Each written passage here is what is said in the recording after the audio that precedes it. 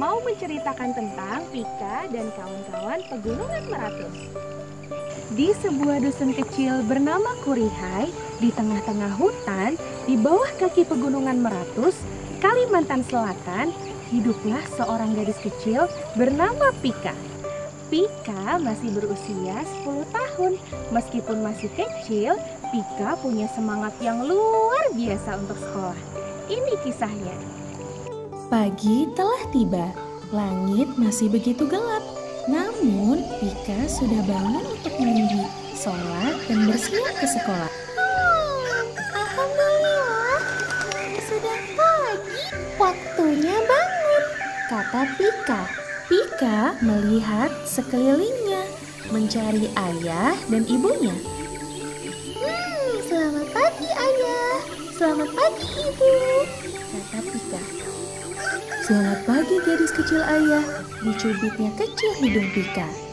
Pagi sayang, waktunya sholat. Lekas bersiap lalu sarapan ya. Ibu merebus jagung untuk Pika sarapan. Yeay, kesukaan Pika. Bergegas Pika bangun, meninggalkan selimut hangatnya. Tidak lupa, ia langsung membereskan tempat tidurnya.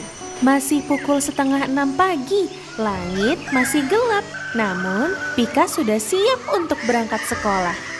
Ibu nampak sibuk menyiapkan bekal untuk ayah. Ayah pun tengah bersiap untuk berangkat ke kebun.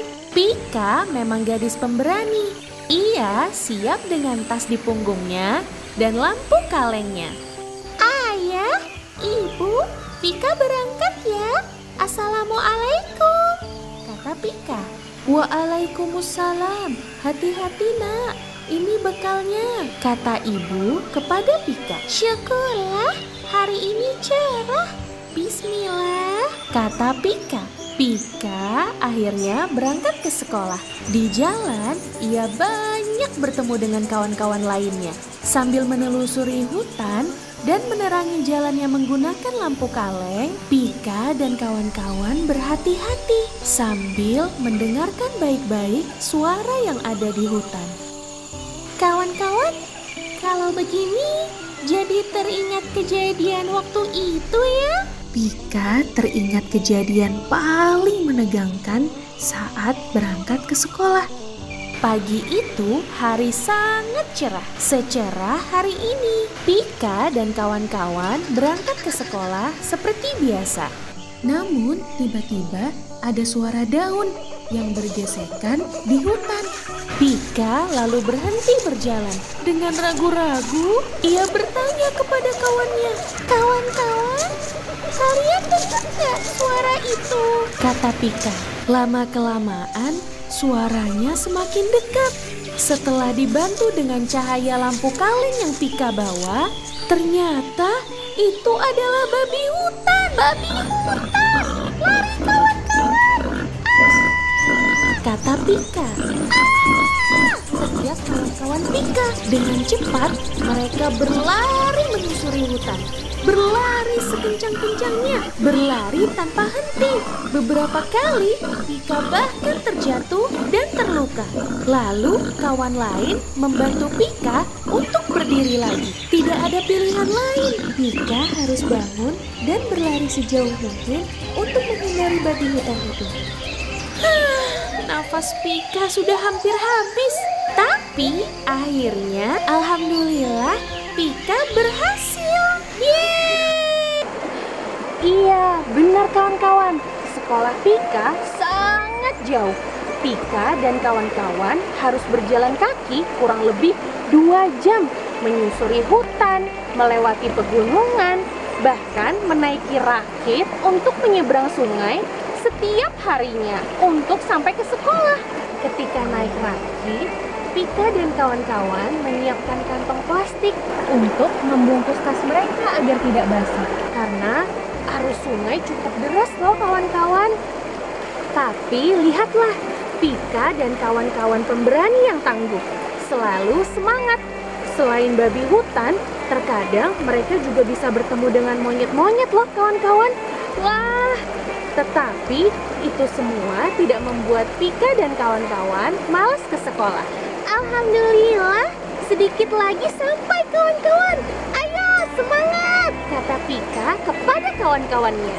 Yeay, alhamdulillah Pika akhirnya sampai ke sekolah.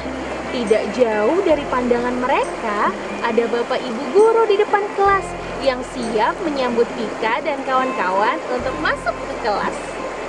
Satu persatu mereka pun bersalaman dengan bapak ibu guru sebelum masuk kelas. Mereka pun belajar di sekolah dan nantinya pulang bersama-sama.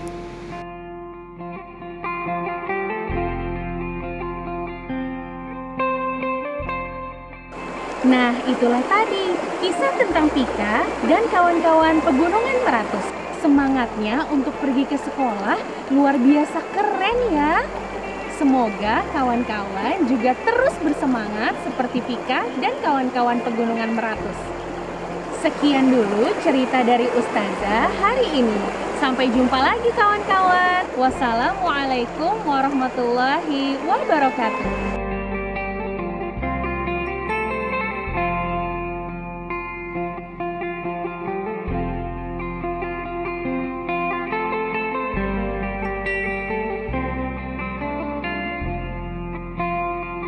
Assalamualaikum warahmatullahi wabarakatuh. Perkenalkan, saya Nur Ihsanifah, pendidik di PAUD Islam Terpadu Permata Hati Kabupaten Balangan. Saya mewakili PAUD untuk mengikuti lomba mendongeng guru PAUD se-Kalimantan Selatan.